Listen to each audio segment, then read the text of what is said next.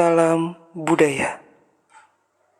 Salah satu anugerah Tuhan yang diberikan kepada kita adalah dengan diciptakannya kita di tengah-tengah heterogennya bangsa Indonesia.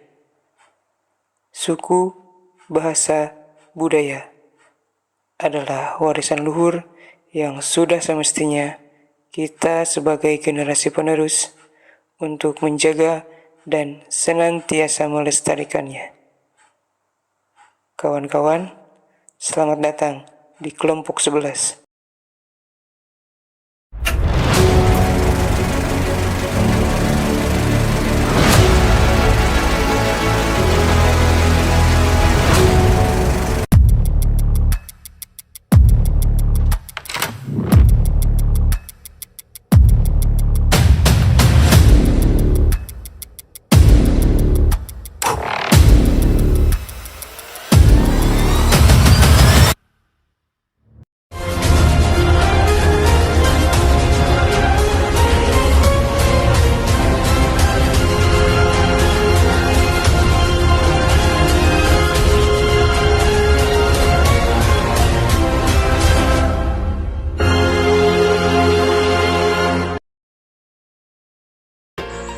Inilah Wihara Sianjin Kupoh yang terletak di Karawang, Jawa Barat.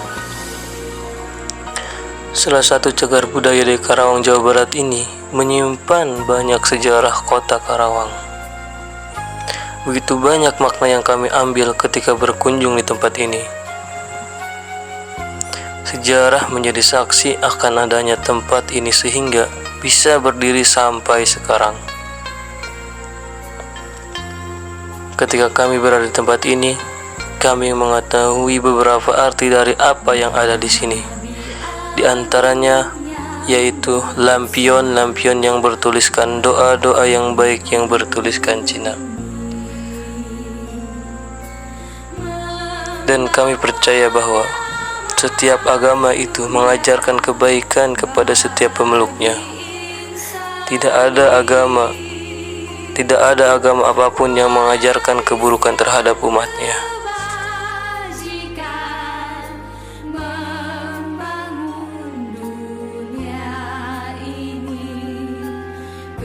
Nah, di sini kita menuju di dalam viharanya. Di dalam vihara ada kolam ikan, yaitu yang berisi ikan koi. Ikan koi memiliki filosofi yang bermula dari penggambaran koi sebagai jenis ikan yang berenang melawan arus, mendaki air terjun, dan bisa melewati rintangan mencapai puncak gunung. Bagian puncak gunung itu dinamakan gerbang naga. Setiap koi yang berhasil mencapai gerbang tersebut, maka ia akan berubah wujud menjadi seekor naga. Naga sendiri ialah makhluk mitologis yang sangat dihormati di budaya Cina karena melambangkan hal-hal positif yang paling tinggi. Ciri khas bangunan kelenteng yang didominasi oleh warna merah pekat. Warna merah memiliki filosofi yang mengandung kehidupan, yaitu Tuhan Yang Maha Esa menciptakan manusia di dunia dengan sokongan darah yang berwarna merah.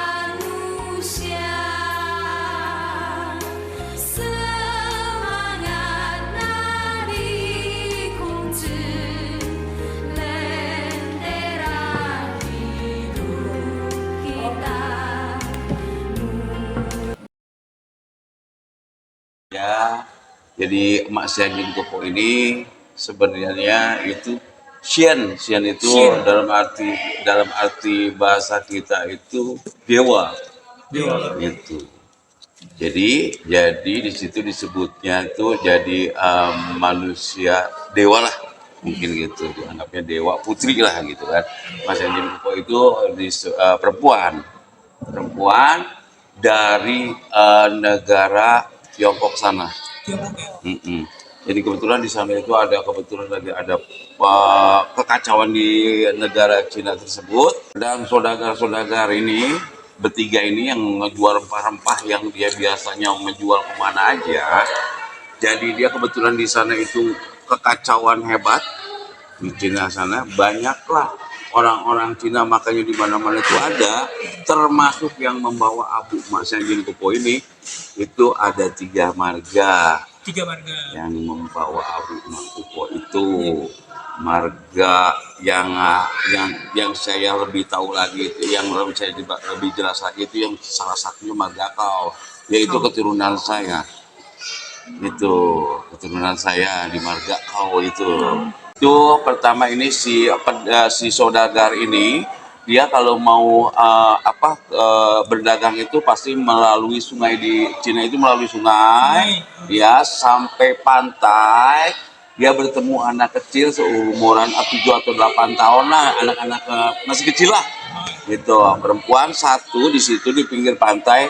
Dia bertanya, "Om mau kemana Om?" Kalau kita ngomong, "Om mau dagang Neng."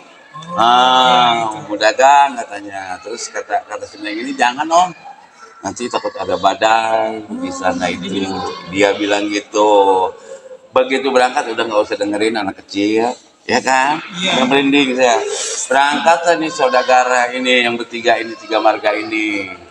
Ternyata di tengah, sebelum sampai pertengahan jalan, benar gelap gulita dan badai pun datang. Akhirnya dia kembali lagi, enggak meneruskan perjalanan mereka.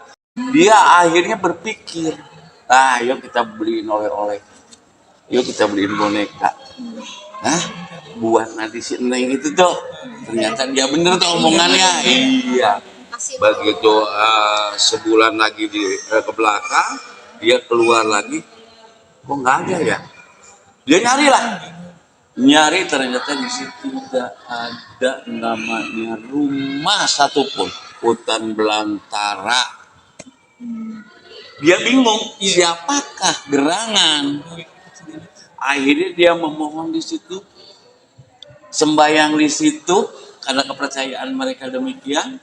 Akhirnya sembahyang memohon. Nah, suatu hari ada yang sakit dalam 3 marga tersebut. Ada yang sakit di dalam perahu tersebut, datanglah Makupo dengan hanya suara aja ke marga Kau. Ke marga Kau, dia berbicara, kasih. Sembahyang, panggil aku dan kasih air sama kamu dari aku, diberikan air sembuh. Nah, ternyata dia mengikuti 3 marga tersebut.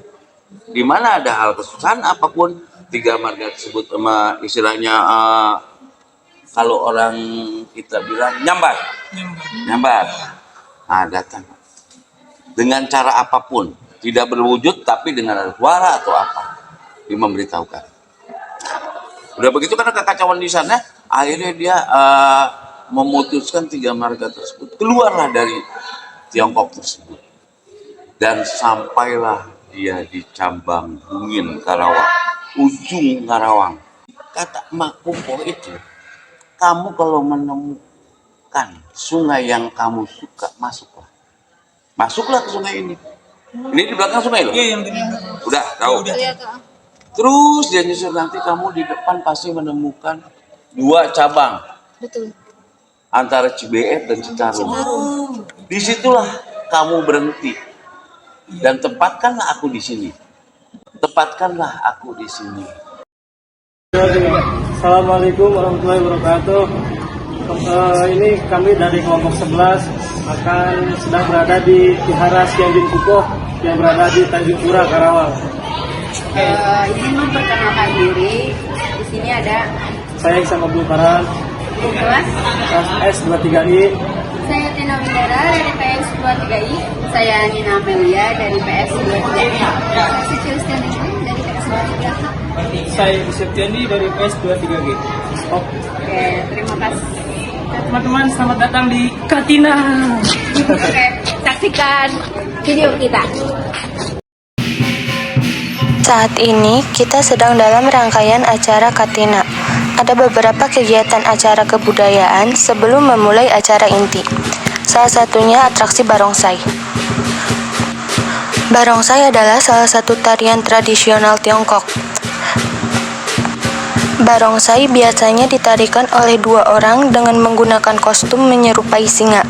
Salah satu orang berada di depan memegang topeng kepala singa dan 1 orang lagi berada di belakang berperan sebagai kaki. Istilah barongsai hanya dikenal di Indonesia. Kata barong berasal dari seni tari Bali Barong, sai berasal dari bahasa Hokkien yang berarti singa. Barongsai merupakan salah satu wujud akulturasi budaya Tionghoa dengan Indonesia. Pada tahun 2010, kesenian barongsai ditetapkan sebagai salah satu warisan budaya Takbenda Indonesia. Tarian barongsai diiringi musik yang meriah berasal dari simbal, gong, dan trompet. Berdasarkan kepercayaan masyarakat Tionghoa, singa juga merupakan simbol keberanian, kekuatan, kebijakan, dan keunggulan. Tarian barongsai diselenggarakan untuk mengusir roh jahat, memberikan kemakmuran, dan keberuntungan. Setelah pertunjukan barongsai selesai, acara dilanjutkan dengan pembacaan puisi, lalu ke tarian daerah yaitu tari jaipong. Tari jaipong terlahir dari hasil kreativitas Dr. Randus Gugum Gumbira Tirasonjaja pada pertengahan tahun 1970-an. Tari jaipong merupakan sebuah tari kreasi yang sangat menarik, dinamis, dan identik dengan kata erotis. Image erotis pada tari jaipong terbentuk karena gerakan pada pinggul penari yang dianggap dari segi nilai sosial tidak etis dipertontonkan di depan umum, sehingga memiliki konotasi negatif di masyarakat. Dalam buku karangan Narawati dengan judul Tari Sunda Dulu, Kini, dan Esok, pada awal kemunculannya, tari jaipong memiliki banyak pertentangan di masyarakat, tapi sampai saat ini masih dipertahankan dan dilestarikan sebagai tari daerah. Assalamualaikum warahmatullahi wabarakatuh. Halo teman-teman, kami dari kelompok 11. Ini sedang di acara Katina. Mungkin kita perkenalkan diri. Saya ada Yogi Septiandi, dan teman saya sama Abdul Barhan. Saya Nina Amelia, kebetulan yang satu tadi sudah ikut serta, cuma ada keperluan. Ya, jadi teman-teman, malam ini kita akan tanya-tanya nih kepada narasumber kita yang sudah ada di depan kita tentang Katina ini. Baik Pak, mungkin bisa diperkenalkan diri terlebih dahulu, enggak? Baik, nama saya Bodi Diri Ratana, pembimbing masyarakat Buddha, Kantor Wilayah Kementerian Agama Provinsi Jawa Barat. Jadi karena Kerawang ini masih wilayah Jawa Barat, saya dapat undangan untuk mengikuti perayaan Katina di Wihara Buddha Loka ini. Jadi gitu teman. Mungkin Pak bisa dijelaskan seperti apa sih acara Katina itu? Acara Katina intinya adalah persembahan. Yang inti adalah jubah dan keperluan sehari-hari dari para anggota sangha atau biku, ya, atau bisa disebut juga biksu. Itu persembahan keperluan pokok. Dan intinya adalah jubah untuk dipakai oleh para Baik Pak, mungkin itu definisi sudah dijelaskan. Mungkin dari segi tujuan dari Katina itu apa sih Pak, dari segi ilmu budaya itu? Ada nggak sih kayak tujuan adanya Katina itu seperti apa? Ya, Katina yang paling inti adalah memberikan pemahaman dan tentunya meningkatkan rasa bakti umat Buddha kepada sangha atau para biku, sebagai bentuk ucapan terima kasih kepada para biku, karena para biku itu sudah berdana dhamma. Dana dhamma itu sudah memberikan pelajaran-pelajaran kepada umat, memberikan pencerahan berupa khotbah-khotbah kepada umat. Pada bulan Katina inilah atau Katika, tadi disebutkan bulan Katika, umat Buddha melaksanakan Katina atau berdana kepada biku sangha. Jadi rasa bakti kepada para anggota sangha, ungkapan terima kasih sudah memberikan selama ini ya sebagai guru dari umat Buddha. Ya wajarlah kalau kemudian ada ungkapan itu tenamin dilaksanakan di bulan Katika untuk berkatina. Ini Pak, kalau Katina ini kan kita tinggal di Karawang ya. Kita udah lihat tadi gimana kita lihat sama udah nanya sedikit tentang di sini. Nah, kalau kegiatan Katina di sini Karawang ya khususnya sama di daerah lain, apakah sama atau gimana prosedurnya? Mungkin Pak ada perbedaan khusus mungkin kalau di Karawang itu seperti ini loh, kalau di daerah lain. Jadi intinya tetap sama, ada persembahan itu. Iya. Tetapi terkait dengan tata upasaranya tentu saja disesuaikan dengan daerahnya masing-masing, dengan wiharanya masing-masing. Tapi inti pokoknya sama. Misalkan kalau tadi mungkin dipersingkat upacara puja baktinya, pujanya itu puja katinanya dipersingkat karena pertimbangan waktu. Dan kalau itu tadi dilaksanakan dengan puja bakti, selesainya nanti malam kan gitu. Nah, tadi kan mungkin pertimbangannya para biku itu undangannya ya ini nanti mungkin dipotong, undangannya itu jam 4, ternyata kan mulainya jam jadi kayak dipangkas. Nah di tempat lain bisa berbeda di ritualnya, tetapi inti persembahannya sama. Ya, ada jubah, ada keperluan obat-obatan, ya kan? Kemudian ada tadi disampaikan bahwa ada tempat tinggal, ya tempat tinggal itu kan pokoknya karena itu. Kalau upasaranya itu sesuaikan di masing-masing biharanya, tradisi di biharanya. Ini Pak kan segala sesuatu ada sebab akibat ada asal usulnya. Katina ini asalnya gimana gitu Pak? Bisa terjadi ada upacara katina seperti ini? Itu tadi bahwa katina ini muncul ketika ada sekelompok itu yang ingin berjumpa dengan sosok Buddha utama atau Buddha Sakyamuni, karena mendengar dari jauh, kemudian ingin bertemu dengan katakanlah gampangan dengan idolanya. Sudah ketemu, setelah ketemu ya karena perjalanan pakaiannya kan akhirnya dia punyanya hanya itu, pakaiannya sudah compang-camping, perjalanan waktu adalah kemudian ingin mempersembahkan jubah. Nah, disitulah kemudian mulai ada tradisi katina itu sendiri. Karena itu tadi sudah disampaikan juga bahwa ada hari raya umat Buddha, Waisak, Magha Puja, Katina, Magha Puja, dan Asada, ya Asada. Keempat hari raya agama Buddha ini yang dialami langsung oleh Buddha Gautama cuma Katina. Yang lain kan tidak. Kayak Waisak itu kan memperingati hari lahir, ya, lahirnya. Terus kemudian mencapai penerangan sempurna, atau kalau di Islamnya mungkin pencapaian wahyu. Kemudian wafatnya itu kan Waisak. Itu tentunya kan yang mewujudkan perayaan itu kan setelah Buddha Gautama meninggal. Dia tidak mengalami langsung. Asada juga Katina inilah yang betul-betul dicetuskan oleh beliau sendiri. Tradisi, makanya ya sampai sekarang pemahamannya.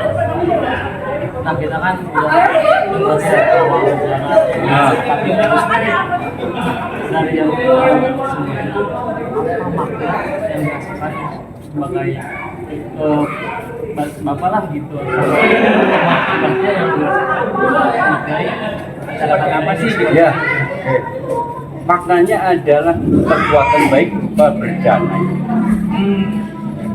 Ya. Kemudian ada semacam keyakinan bahwa berjana yang tepat adalah kepada para biksu. Dianggap bahwa sangha adalah ladang yang subur untuk menanam dulu. Ya paham ya? Iya. Nah, jadi kamu boleh berjana, tapi ya ini yang paling pas harus kan gitu. Tapi bukan berarti berjana kepada orang lain tidak dilakukan, tetap dilakukan. Cuman ini yang paling subur. Artinya kalau kita menanam tanaman di lahan yang subur kan hasilnya juga pasti baik, baik tanamannya pun subur kan. Itu pemahamannya, keyakinan seperti itu. Jadi ada ketika saya tugas di Bali itu, umat itu saking yakinnya dengan itu, ketika diadakan kegiatan katina di wihara ini betul-betul umat ini terus datang. Gitu loh. Ini kesempatan saya berbuat baik, kesempatan saya menanam kebaikan di ladang yang subur, berlomba-lomba dia. Jadi meskipun di ini dia ikut terus. Padahal sama, anggota sanghanya juga sama, tapi karena dia meyakini bahwa di bulan ini, bulan Kartika, saatnya untuk melaksanakan katina kepada para biksu. Jadi itulah jadi yang maknanya, jadi meningkatkan keyakinannya dia. Spiritual. Jadi namanya yakin, ya kan? Jadi karena ya orang kalau udah yakin, ya kan dia, keyakinannya itu kemanapun dikejarkan untuk supaya ya, tentunya tingkat keyakinan orang umat di seberang sana dengan umat yang di sini itu kan tetap berbeda-beda. Jadi itu maknanya. Pak, terus kemudian kan ya seperti berdirinya zaman gitu Pak. Si katina itu ada perubahan nggak sih Pak? Ada perubahan atau perkembangan seperti apa nggak sih? Otomatis kan dari zaman dulu sampai sekarang ada perubahan lah, kayak dari misalkan budaya dari sekarang misalkan jadi apa seperti yang tadi dikaitkan dengan kayak tari-tari daerah atau seperti apa gitu Pak, ada nggak? Oh itu tadi sebenarnya kalau bicara hiburan itu kan ini bukan daya tarik, ya kan? Dulu juga nggak ada, mana ada.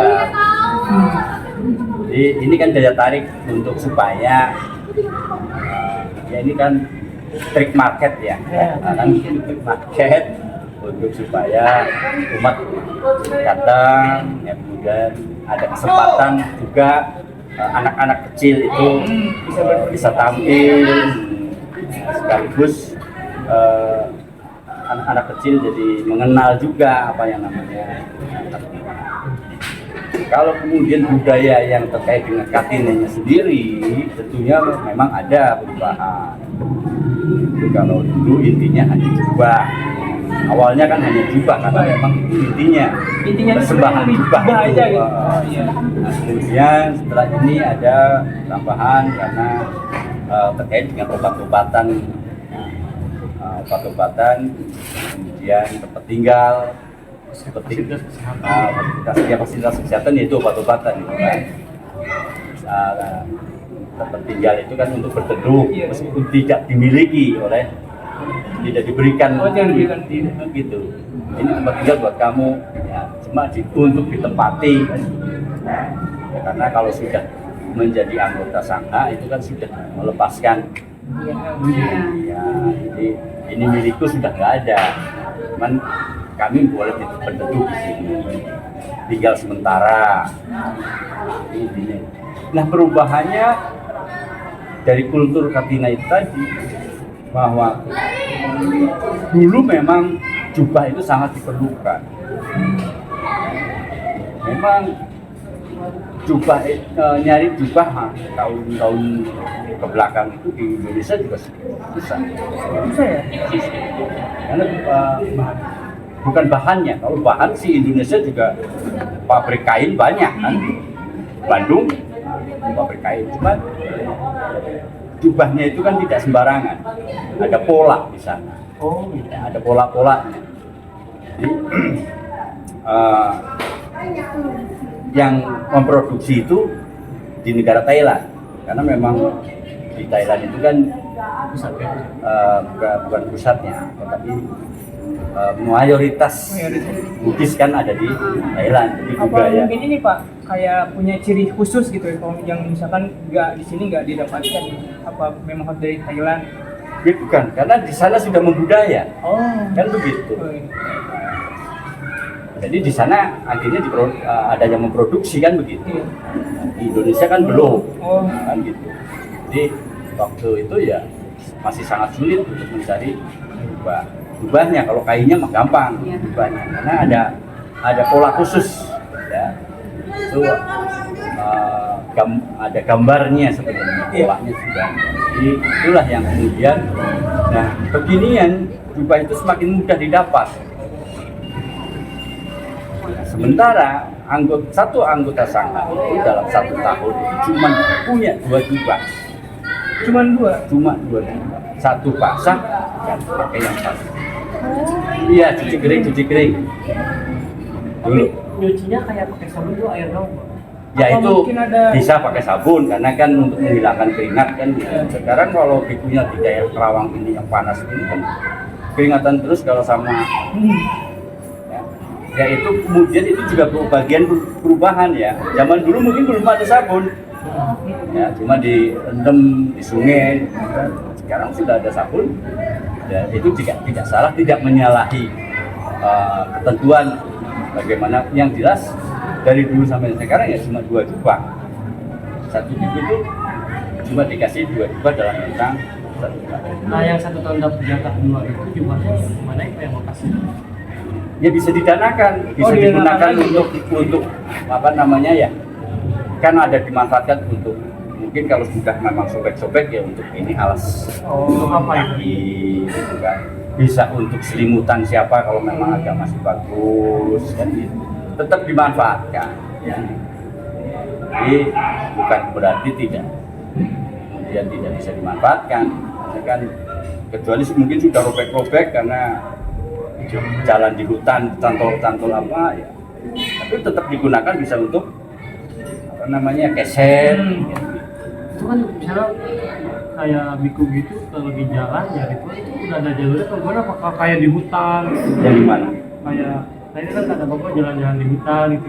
Ya kan bukan jalan-jalan ini, tetapi kan karena memang dulu itu kan tinggalnya kan di kayak kan jadi membayangkannya ketika zaman itu kan gitu ya kan, kendaraan nggak sebanyak sekarang. Orang jalan pintu itu kemana-mana jalan kaki, itu dikenal dengan tudong kemarin yang itulah karena di hutan. Nah, di hutan kan tidak ada kendaraan kan, itu makanya dia jalan kaki dari wihara satu ke wihara lain kan jalan kaki, itu makanya dikenal dengan tudong, itu jalan kaki. Nah kalau sekarang ya namanya udah ini ya kan, modern. Cuman yang nggak boleh dinaikin sih naik binatang. Oh nggak boleh tuh. Naik becak juga sebenarnya nggak boleh. Becak manusia ya? Iya, karena dia masih gitu loh. Maknanya di situ. Menyiksa. Oh mungkin filosofinya seperti itu mungkin Ya, filosofinya menyiksa makhluk lain, gitu. Merepotkan makhluk lain. Nah, kalau nontonnya itu kan apa? Sundokong. Biksu yang naik kuda. Itu kan sebenarnya itu kan apa, legenda ya. Dan itu sebenarnya gambaran dari sifat manusia. Gambar 4 berapa? 3 atau 4 tokoh. Itu gambaran sifat manusia. Oh, 3 yang 3 ya. 3. Jadi ada sukokongnya, terus pakai kerbau, ya. Nah, kemudian si biksunya, bisitongnya. Itu gambaran sifat manusia. Oh, sebenarnya itu mah lebih ke menggambarkan sifat-sifat manusia Ya, aja gitu Pak ya. seperti wayang. Oh. Wayang kulit itu kan ada Iya. secara psikologi gitu kan. Kera itu kan ibarat pikiran yang dia. Pikiran kita itu kan mana aja pikirannya kan dia nggak bisa. Nah, makanya kemudian kalau di Islam harus ada zikir supaya konsentrasi ngitung ini. Ya, karena kalau enggak baru zikir berapa kali ntar ingat lagi pacaran. Tadi berapa ya? Iya. Betul. Kemudian Fatke itu simbol keserakahan, hawa nafsu. Oh ya, pada sih aja digambarinnya Kalau ngeliat cewek cewek mulu ya, dia. lihat makanan, rokok itu kebodohan. Oh, yang manut aja gitu. Kebodohan. Ya, pokoknya kebodohan. Nah, bodoh itu bukan tidak bisa membaca dan menulis, bukan itu, tapi bodoh mengartikan, memahami sesuatu. Kalau baca cong ya kebijaksanaan. Tongnya jadi simbol-simbol. Kemudian diceritakan benda gini mencari kitab. Kok naik kuda kan gitu. Iya. Sebenarnya kalau biksu ya nggak begitu, tetapi karena ini untuk kebutuhan skenario film dan cerita. Lebih menarik. Apa lagi? Oke Pak, misalnya nanya ini teknis pelaksanaan gitu Pak, dari si Katina itu diawali dari apa, mungkin ada upacara apa dulu, terus nanti ada apa, terus diakhiri apa gitu, mungkin teknis runtutan acara nanti seperti apa sih Katina itu Pak? Apa yang nanti yang dari panggung tadi aja, atau mungkin sebelumnya tuh di hari-hari sebelumnya ada juga gitu acara? Di hari-hari sebelumnya tidak ada, jadi teknisnya ya ada hari ini, satu hari itu, dan tidak boleh dilaksanakan besok lagi, nggak boleh gitu kan, sekali kan hari ini ya sudah, di hari ini melaksanakan Katina sudah, besok boleh lagi. Nah cuma teknisnya itu seharusnya tadi ada upacara ya, ada pujaknya, dan kemudian setelah puja, setelah Dhammadesana atau khotbahnya tadi baru kita. Jadi yang berdana itu bikunya dulu. Dananya berupa apa? Petuah-petuah tadi. Setelah biku berdana berupa petuah-petuah, baru berupa khotbah kita membalas. Nanti ada blessing lagi Pak. Kemudian tadi namanya Amisa Puja persembahan lilin dan bunga. Ya, lilin dan bunga itu juga punya makna kan. Maknanya ya lilin itu sebagai penerang, filosofisnya sebagai simbol tubuh kita yang tidak kekal, ya kan.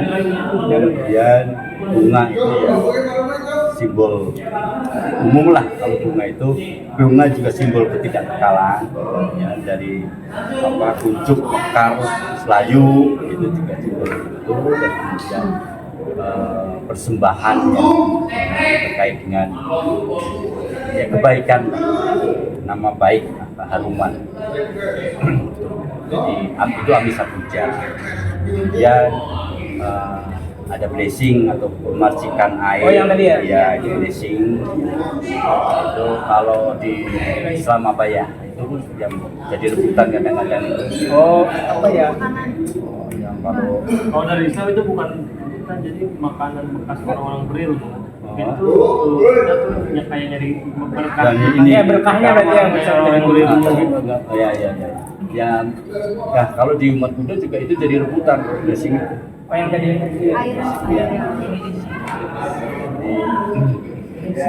dan ya karena kemudian air itu kemudian kan diiringi dengan doa, dengan parita itu. lebih umat itu yakin kan gitu. Karena air itu ketika mengenang tubuh kita itu yang sudah diiringi dengan doa itu dengan farida itu. Jadi teknisnya seperti itu, dan itu pun sebenarnya bakunya juga bisa berubah-ubah. Oh, enggak Tetap menyesuaikan. oh, sesuai dengan ini aja kan. Apa? Nah, ada selingan sambutan-sambutan Iya, kan itu. Jadi ya, kenapa sambutan? Ya, karena ketika kemudian sudah ada perkembangan organisasi. Nah, organisasi itu kan ya pemerintah juga organisasi kan gitu. Katakanlah tadi misalkan ada Pak Camat di sini datang, Oh iya. pasti dikasih kesempatan gitu kan, dan itu kan ketika gurunya juga gitu. Itu hanya selingan, tapi intinya ya persembahan itu tadi. Ya udah. Mungkin Pak terakhir mungkin ada pesan buat teman-teman yang nantinya nonton atau mungkin buat umat budaya lainnya dari Bapak tentang acara ini. Pesannya mungkin supaya apa gitu. Ya, terima kasih atas tugas dari UBB Universitas Buana Perjuangan yang telah menugaskan mahasiswanya untuk melakukan peliputan terkait dengan salah satu hari raya agama Buddha, yaitu Katina. Nah, dengan begini harapan saya adalah munculnya rasa moderasi, ya, pemahaman kepada generasi muda supaya lebih ini lagi terkait dengan kerukunan beragamanya, nanti bisa mengimplementasikan di lingkungan tinggalnya, ya kan. Kalau tidak begini tidak tahu, ya kan. Nah, setelah tahu jadi mengenal, setelah kenal jadi sayang. Ya.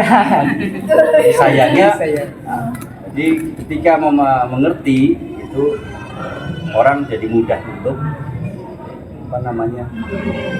menghargai dan kemudian menjunjung toleransinya lebih bagus. Itu yang harapan saya, karena kalau tidak begini mungkin yang timbul adalah cibiran-cibiran dan sebagainya. Tapi kalau bisa seperti begitu, maknanya begitu.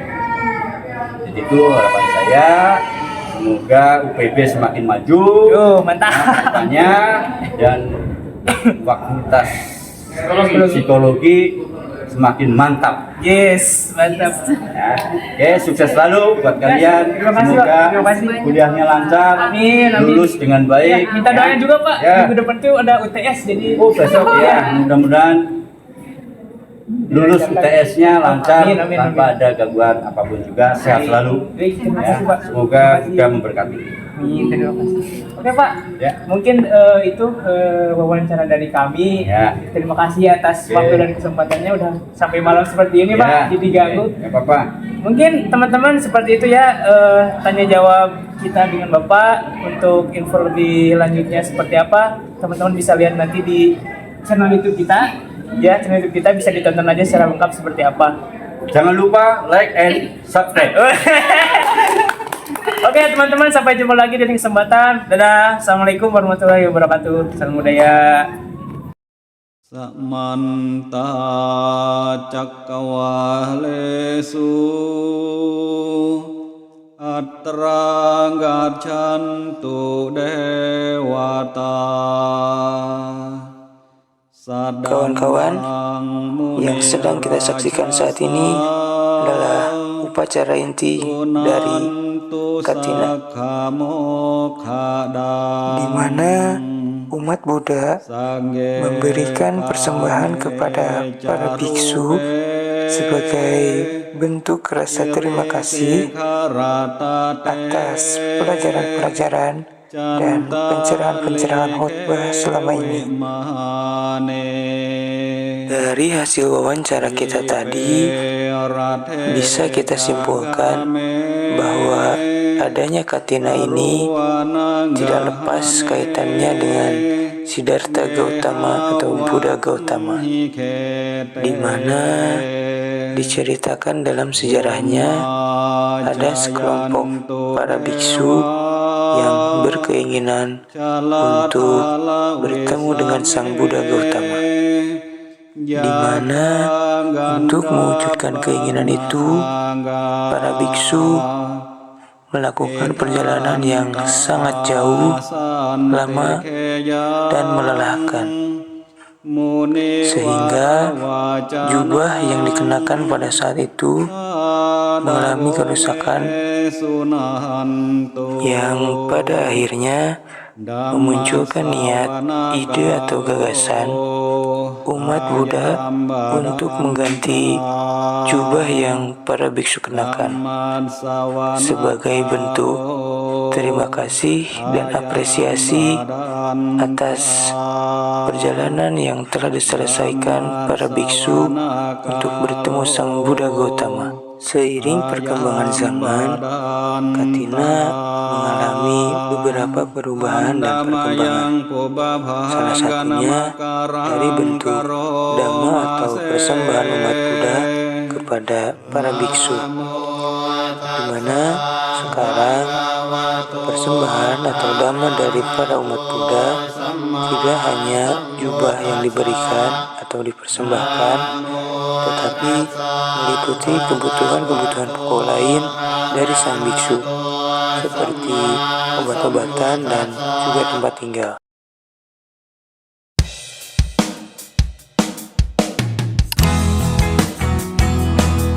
Kawan-kawan, sampailah kita di akhir video.